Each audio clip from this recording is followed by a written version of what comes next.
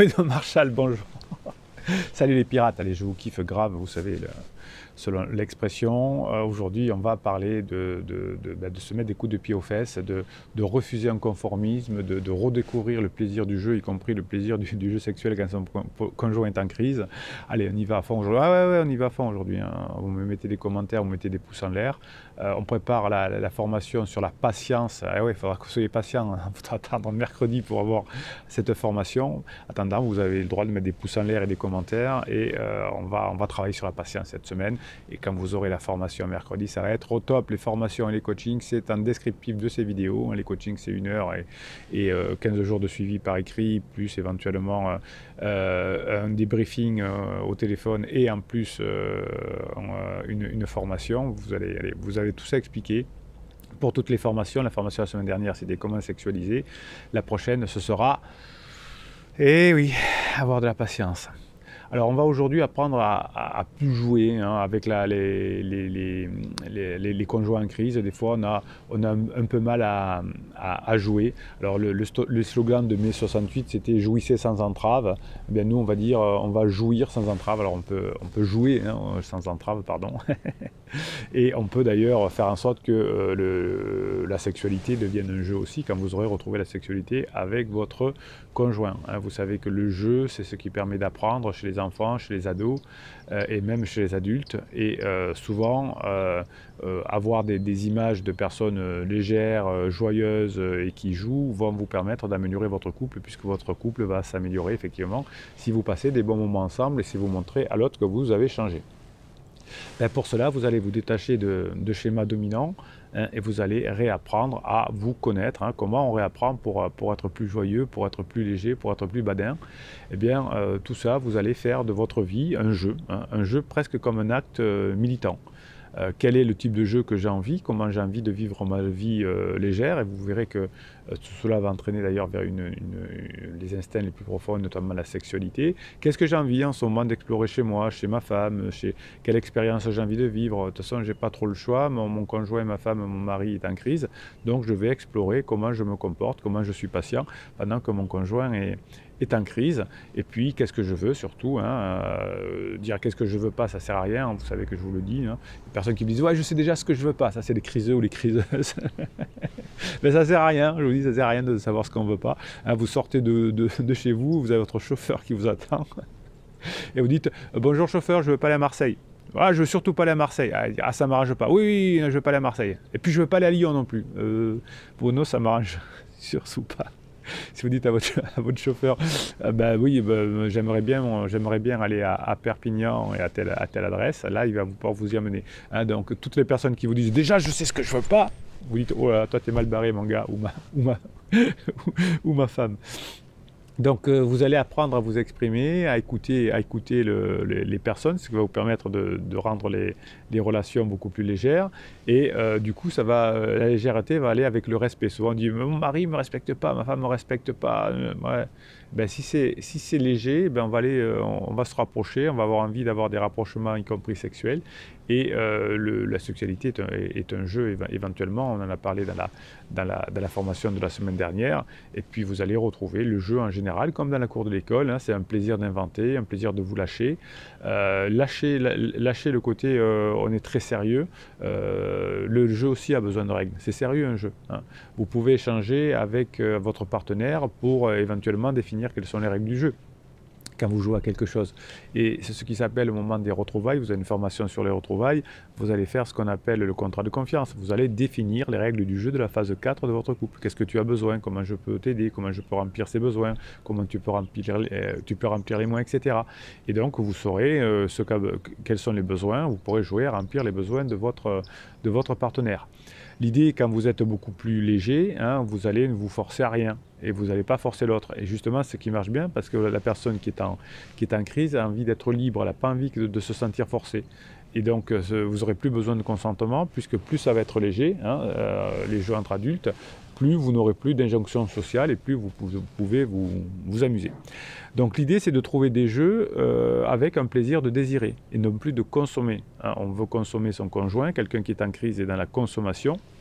D'ailleurs, elle a du mal à consommer parce que quand on est en crise existentielle, on fait des mauvais choix financiers et comme on se met dans l'embarras, il faut prendre une deuxième maison, etc., on est encore moins libre. Hein. C'est le paradoxe de la crise où on est en crise, on veut partir pour être libre et on est de moins en moins libre parce que on est obligé de rentrer à l'heure quand il y a les enfants, puisque c'est en garde alternée ou des choses comme ça. On vit dans un petit studio ou dans un petit F2 au lieu d'une grande maison.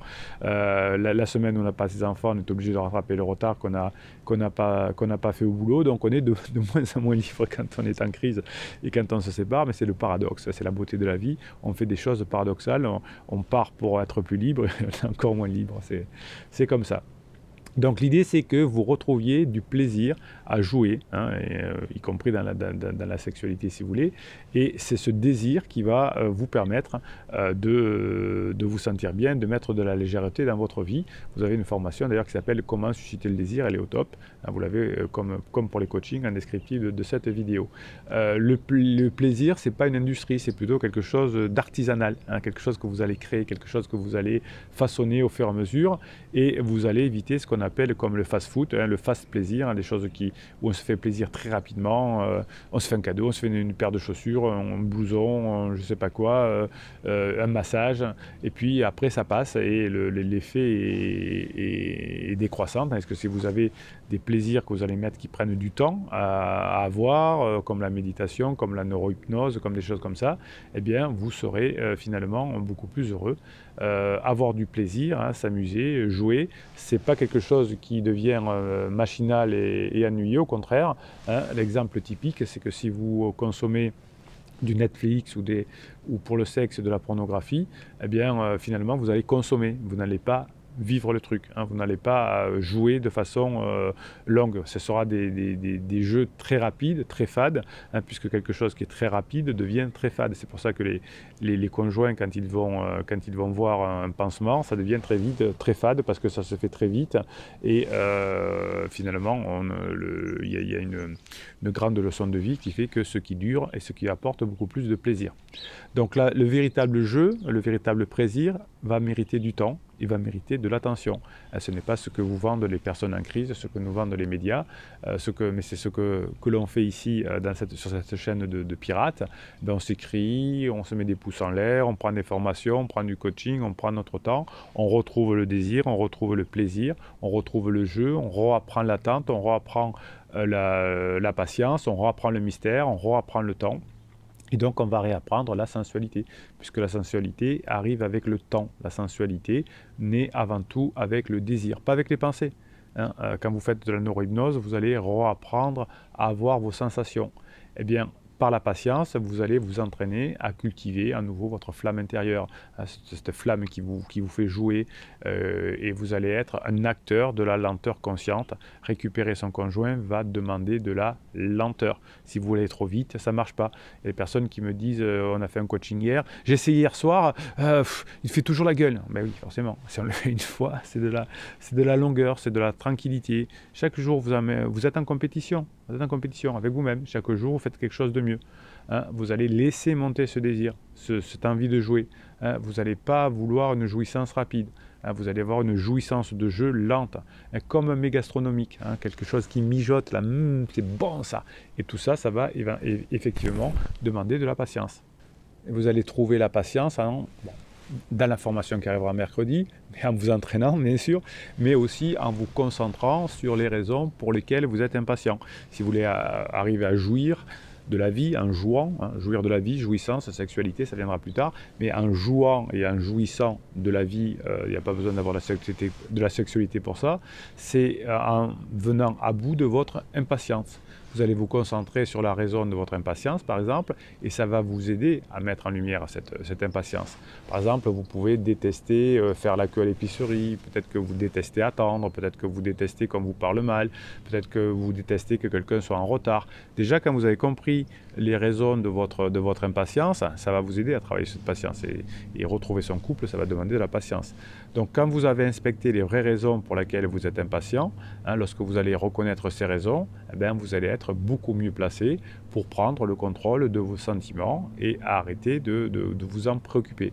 L'impatience vous met mal à l'aise, l'impatience vous fait faire des bêtises, l'impatience vous fait commettre des interdits. Vous avez une formation qui s'appelle comment ne plus faire d'interdits et récupérer son couple. L'impatience vous empêche de savoir convaincre. Vous avez aussi une formation sur convaincre. Alors c'est très rigolo parce que quand on fait un coaching, vous me dites toujours, mais j'ai envie de tout prendre les formations. Ben oui, elles sont faites pour les personnes dont le conjoint est en crise et ça fait 20 ans que je fais ça, donc je vous fais les formations précises sur ce dont vous avez besoin. Et ce qui est intéressant dans l'apprentissage, c'est ça, c'est qu'au début, on ne sait pas qu'on a besoin de travailler sur sa patience. Ensuite, on sait qu'on a besoin, mais on n'y arrive pas. Ensuite, on sait qu'on y arrive et qu'enfin on est patient. Et dans la 4e étape, on ne sait même plus qu'on est patient, on ne sait même plus qu'on arrive. Donc, être impatient, ça met mal à l'aise.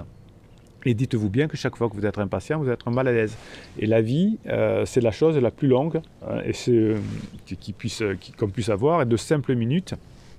Ça peut être des éternités. Donc la patience, ça peut se travailler n'importe quand.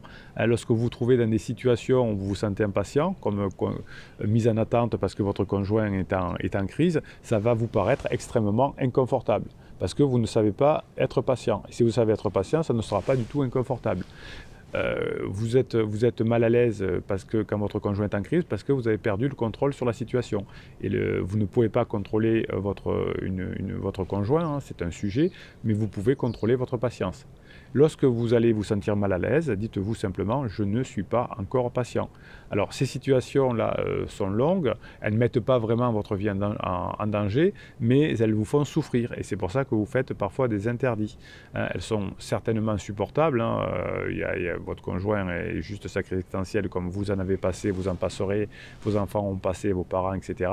Eh bien il va falloir apprendre à accepter, à reconnaître l'inconfort et faire ce qu'il faut, hein, pour savoir gérer cette impuissance et cette impatience. Voilà. Donc la vie c'est un jeu, on y reviendra. Hein. Pendant que votre conjoint est en crise, vous allez apprendre à rejouer, à mettre de la légèreté, ça va diminuer la crise de votre conjoint, à badiner, à faire de l'humour, à sexualiser et à comprendre ce qui vous rend impatient. Certainement que vous avez perdu le contrôle, oui ça arrive, eh bien vous allez reprendre le contrôle non pas sur votre conjoint mais sur votre patience, sur vous. Et en attendant la formation de mercredi, déjà vous pouvez commencer à réfléchir, qu'est-ce qui me rend impatient dans la vie et pourquoi la crise de mon conjoint me rend particulièrement impatient. On y réfléchit, on met des pouces en l'air, on s'écrit les pirates, hein, on s'écrit en commentaire de ces vidéos, on s'encourage, on se pose des questions, j'y réponds bien évidemment. Plus vous allez écrire, plus vous allez vous sentir bien parce que vous allez aider les autres. Plus vous allez écrire, plus nos idées seront diffusées sur YouTube parce que YouTube enverra ces vidéos dans le tube, YouTube. Ouais, elle est patiente, Bruno, vous. Ben, vous savez, il faut que je sois patient des fois avec vous en coaching ou souvent pendant le suivi d'ailleurs, vous me répétez, vous me demandez « Oui, mais il a fait ça, vous croyez que voilà, les deux questions que j'ai souvent, ouais, est-ce que mon conjoint est bien en crise? Est-ce qu'il est bien en crise? Et puis, ça va durer combien de temps? Vous pensez qu'il n'y en a pas encore pour combien de temps? Patience. Et ouais, si vous êtes patient, vous y arriverez. Moi, je vous réponds souvent la même chose. Je vous dis, ben, ça va dépendre de votre patience et du degré d'activité que vous ferez sur votre travail. Et est-ce que vous allez accepter de jouer ou pas? Votre conjoint, il en sortira de la crise, ça c'est sûr. Est-ce que vous allez être patient et vous allez savoir la diminuer, cette crise? Ben, ça, il n'y a que vous qui pouvez le savoir. Je vous donne tous les outils, hein. Je vous les offre, ils sont là, ils sont à disposition, vous pouvez les piocher. Voilà, et hop, on y va. Hop, descriptif de cette vidéo. Bruno se calme, voilà. Et vous les prenez, et puis vous bossez, vous récupérez votre couple, et tout va bien. Allez, Bruno...